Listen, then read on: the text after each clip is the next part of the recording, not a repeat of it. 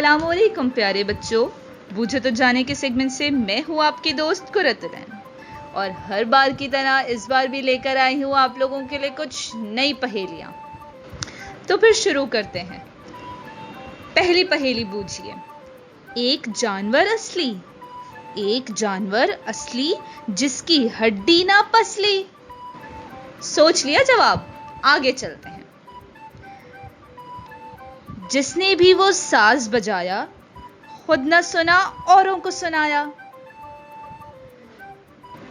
हाँ जी, साथ साथ जवाब सोच रहे हैं ना आप लोग?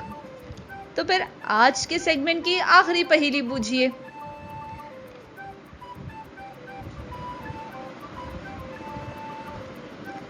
ऊपर रहकर शोर मचाए, नीचे आकर आग लगाए। सोच लिए जवाब? नीचे कमेंट्स में मुझे बताइए आप लोगों ने किस पहेली का क्या जवाब सोचा।